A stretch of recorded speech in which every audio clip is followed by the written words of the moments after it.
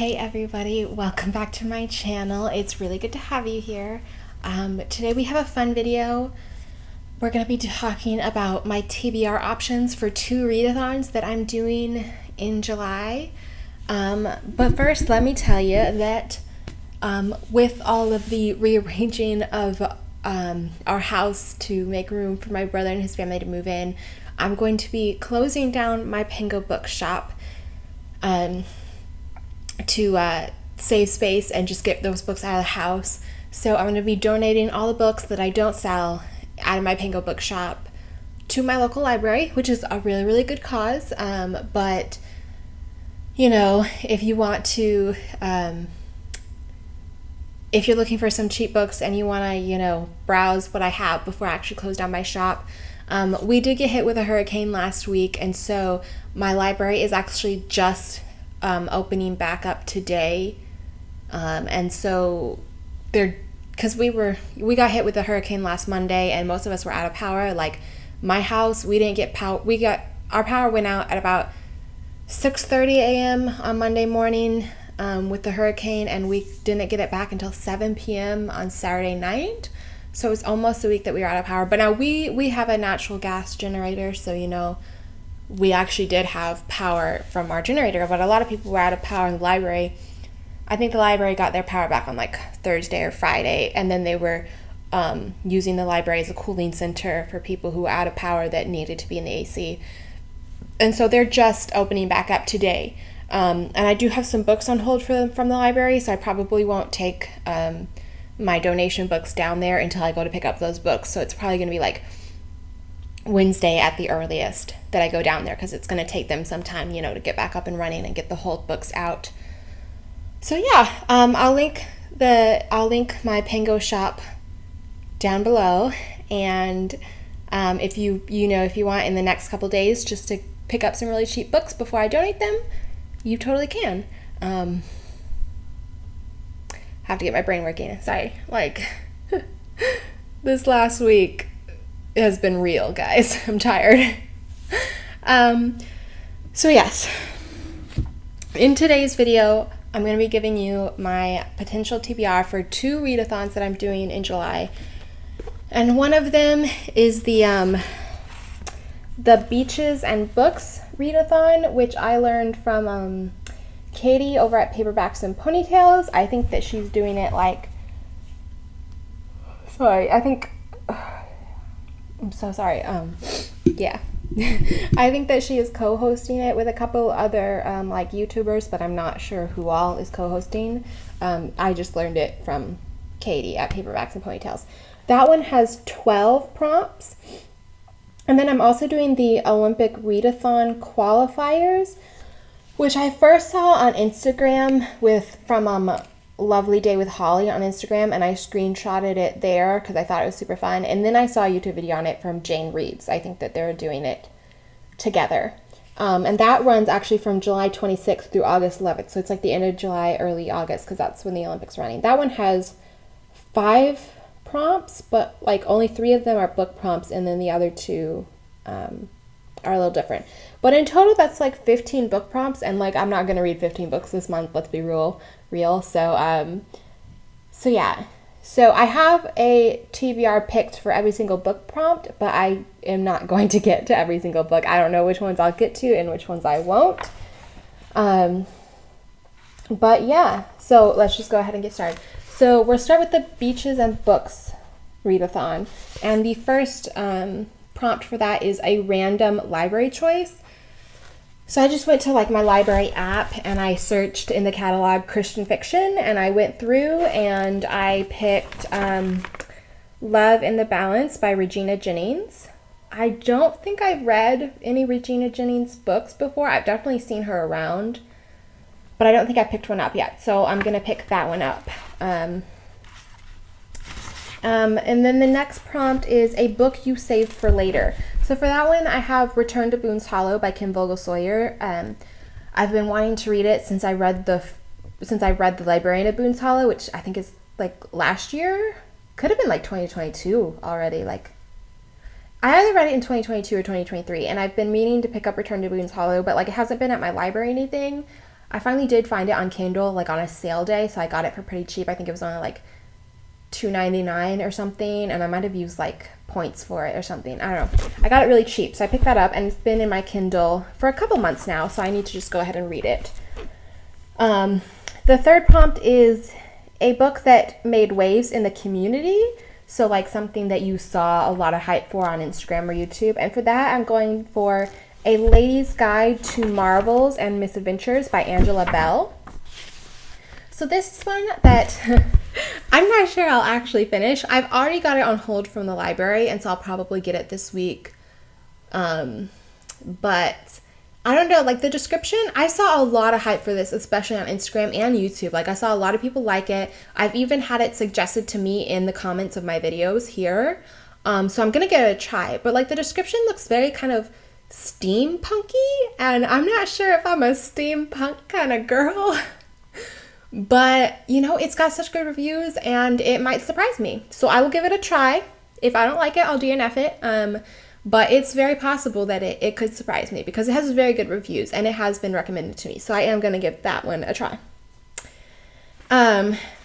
Number 4 is a book that I think will be 5 stars, and that one is Until Our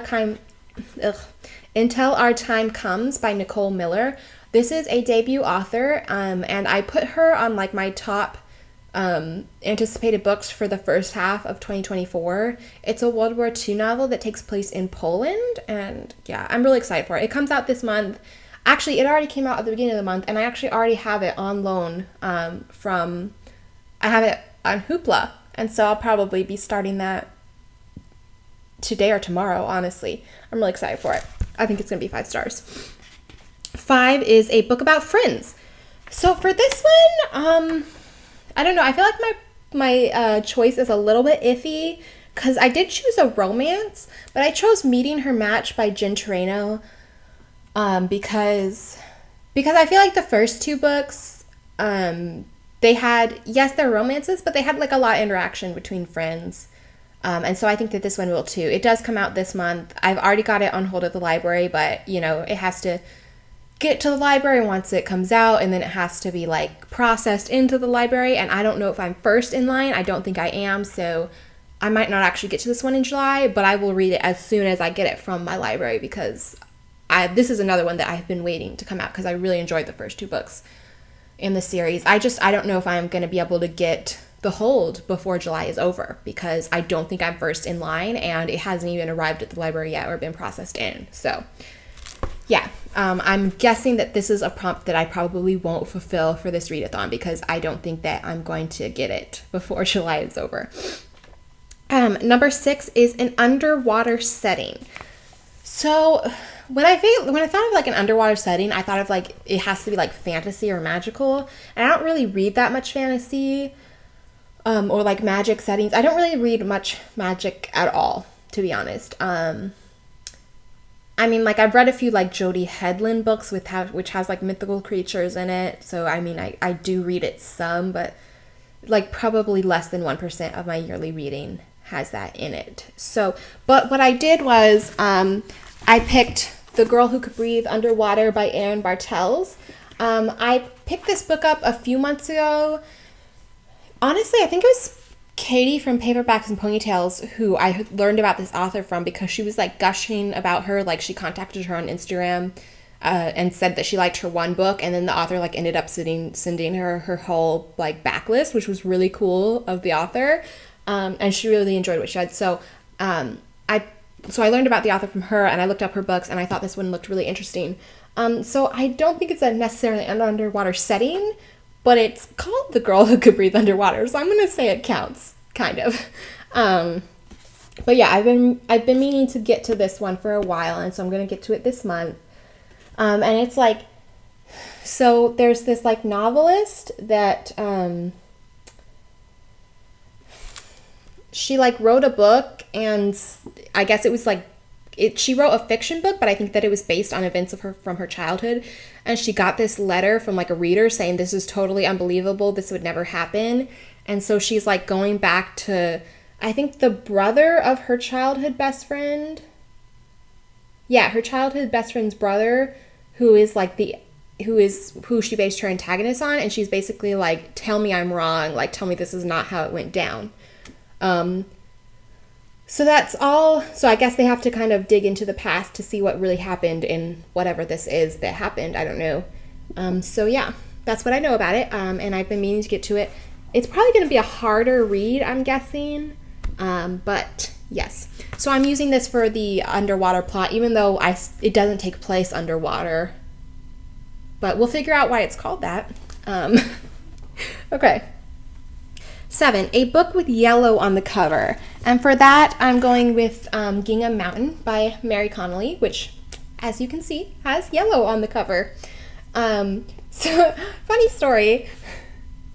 When we were going throughout the house last week, cleaning stuff up for my brother's wife and his daughters to come down, which, by the way, that is why I have a new filming location, because my sister-in-law brought the girls on Friday, and so last week we had a big rush to get my 4-year-old niece's room ready for her, and the guest room where she's going to be sleeping has also doubled as my office where my desk is to work and my mom's sewing room for the last several years.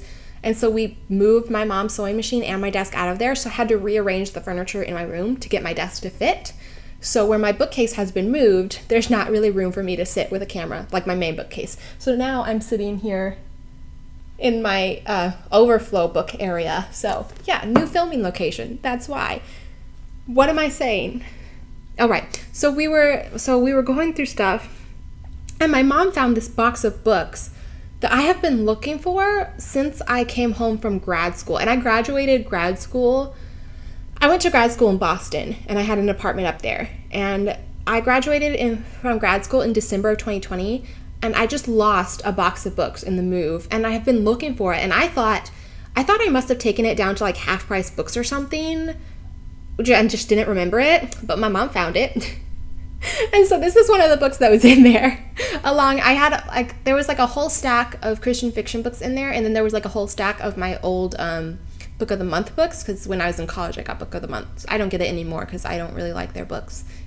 Well, since I mostly read Christian fiction now, that's why. But yeah. So yeah. So I thought I had like gotten rid of it years ago because I could never find it. Turns out it was just buried deep in like our den. But anyway, so found this book this week along with several others. So that's that. Number 8 is a book with royalty or castle, and for that one I chose The Love of a Princess by Ashton Darrow. I have not read Ashton Darrow before. I learned about her from White Crown Publishing. I don't think that this series is published with White Crown, but I think that they recommend her as a good... I think this one might be independently published, but I think that she's publishing more current books with them, so they're recommending her backlist titles.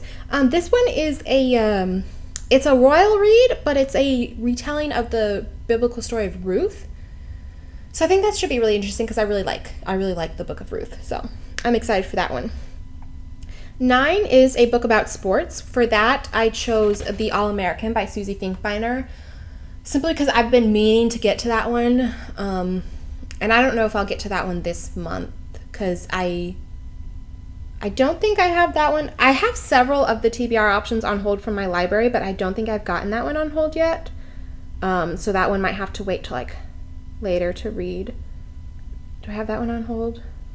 No, I don't have that one on hold yet. So it might come in later. But I do want to read it. I've been meaning to get to it like since it came out. It's about baseball in either the 40s or the 60s. I don't remember. It's been a while since I looked at it. And I think that the main character is like, her family is foreign. They might be Asian. There's some kind of like racial issue going on that, like she wants to be a female baseball player. It might be the 40s. They might be like Japanese or something, the 40s. We had our issues like interning Japanese, so that might be it. It's been a while since I read the back of the book, but I know that it's something that she wants to be like a female baseball player, but there's an issue with like her family and questions of race and things like that. So yeah. A book with 2 points of view, that's the 10th prompt, and I chose A Choice Considered by Tracy Peterson. It just came out this month, and I chose it because when I learned about the readathon, I was already reading it. That's why I chose it, because it had 2 points of view, and I was already in the middle of it, so I was like, that's perfect. So I've already finished this one. I'll talk about it in my review at the end of the month. It was really good, though, I'll tell you that. But no spoilers. You'll have to watch my July reading wrap-up to learn about it. So, number 11 is read a book during a rainstorm, which, like I said, last Monday, we were hit with Hurricane Beryl, so I'm pretty sure that counts. And my current read at the time was Love's Fortune by Laura France, which is another book that I found in that box of lost books. This is the third book in the Valentine Legacy. I've read the first one. I think I only read half of the second one. Like, I only remember the first half, so I don't think I finished it. But, like, I remember really enjoying it, so I don't know why I didn't finish it, unless I got it from the library and had to return it before I was done. Which is probably what happened, which I need to go back and finish it, because I remember I was enjoying it. I just don't remember finishing it. But yeah, this is the third legacy, the third book in the series of the Valentine Legacy, and I'm about that much into it. I'm in chapter 26, so I'll finish it in the next couple days. So I feel like I should get extra credit. Instead of just reading in a regular rainstorm, I read in a hurricane. But then at the same time, I only read a chapter because, like, I just read a chapter, but I couldn't concentrate because, I mean, we got hit with 8 hours of a hurricane. And so I kind of was oscillating between watching the news and looking out my window and wondering which trees were going to fall and which ones weren't. So yeah, I only read for like a chapter, and then it was just, that was all I could read that day because we were watching the weather. Okay, so then prompt number 12, the final prompt, is a book set in a beach town. And for that one, I am doing Love on a Whim by Suzanne Woods Fisher, which is the third book in the Cape Cod Creamery series. I've read the first two, and so I'm excited for this one. I already have it on hold from the library. It either came out at the beginning of June at the end of June or the beginning of July. I'm not sure which, but it's still pretty new. I feel like I'm probably not going to get to this one this month either, though, because I'm like 6th in the queue. I'm 5th or 6th in the queue, so if everybody has it for like their 2 weeks, our library has a policy that you can't like renew your books longer than the first time. We get our books for 2 weeks, but if there's a line, then you can't renew it for another 2 weeks. If there's no line, you can renew it like 2 more times, like for 2 weeks and then 2 weeks after that, so you could have it for like a total of 6 weeks if you really needed it. But if there's a quo, then you can't renew it at all. But yeah, so if I'm the 5th person, that's like 10 weeks. Unless every single person returns it early after they finish, that's like 10 weeks. So I'm not going to get it for a while. So it's definitely not going to be one that I actually finish for this TBR, for this readathon. But like I said, I'm not going to get through all these, like all of the prompts anyway. So I'm not too worried about not getting it. But I'll read it as soon as I get it. So that is the Beaches and Books Readathon. And then for the Olympic Readathon Qualifiers, so the Olympic Readathon Qualifiers, I'll put the like prompts somewhere in the screen, because they have like, they do it with like medals since it goes along with the Olympics. So there's like a bronze choice and a silver choice and a gold choice for each prompt. And I just wrote down the gold choices because I go for the win. And so I'm going to try to do the gold choices. So that's what I wrote down in my notebook as the prompts. But there's different levels for each prompt. So the first one is like set in Paris. That's the gold prompt. And like I think the silver is Europe. And the bronze is like just another country in general. But yeah, so I'm going for the gold, which is set in Paris. And for that, I have Remembering You by Trisha Goyer. And I haven't read any Trisha Goyer, but this one actually looks really interesting. Like, I just Googled Christian fiction set in Paris, because, like, all the ones that I could think of off the top of my head I've already read. But this one looked really interesting, because I think it's, like, So this girl goes on like a trip with her grandfather, who was a soldier during World War II, and they're like visiting his old battle sites. And I think that like his soldier buddy and his soldier buddy's grandson is traveling with them. So there might be a little romance between like her and the grandson. I don't know. But like I just think, you know, visiting all those battle sites with her grandfather, like that's going to be a really, really moving story, I'm thinking. So I'm excited for that one. Actually, like I really, like, if I learned about this book without having this prompt at all, I would still want to read it. But yeah. So the second one is the gold prompt is something with gold on the cover. And so for that one, I'm doing Gingham Mountain again because I feel like it has both yellow and gold. So I'm just going to overlap those two readathon choices with the same book. So yeah, I'm doing that one. The third prompt is the first book in a trilogy is the gold standard. So I did the Debutante's Code by Erica Vesh because reading more Erica Vesh books has been like on my TBR for a long time, and so this is the first book in a trilogy, and so yeah, I'm going to choose that one.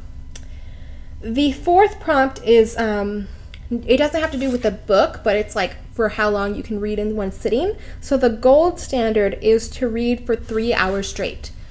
I have definitely read for 3 hours straight many times in the past, but here's the thing. I have to be really into the book that I'm reading, and so it depends on what I'm reading at the time, whether or not I'll be able to fulfill this. It also depends on, like, I'm not sure if I could do it, like, on command. Because, like, when you're reading for 3 hours straight, it's because you're so engrossed in the book, you've lost track of time.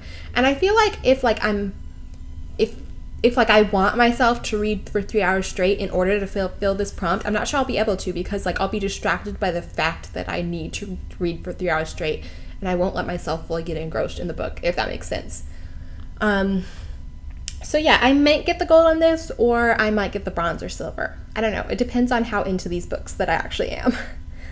And then 5 is how many Olympic events that you watch, and the gold standard is to watch 4+ Olympic events, so at least 4.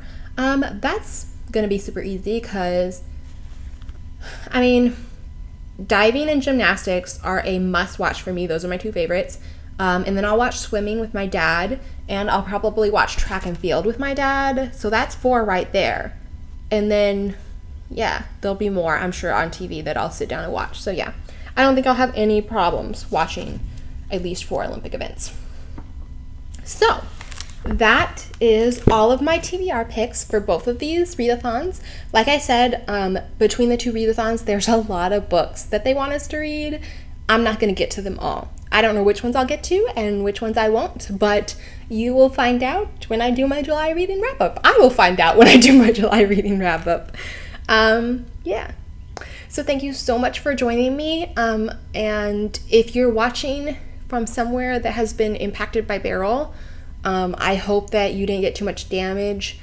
I'll tell you, here in our neighborhood, we had a lot of downed trees, and we were out of power, like I said, for almost a full week, but we got our power back Saturday night, and thankfully nobody's house was too damaged from the downed trees. That was a big blessing.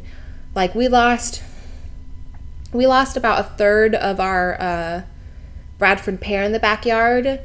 Like, a third just split off and fell, but it, like, kind of grazed the porch and landed on the power line, so it didn't do any damage to our house.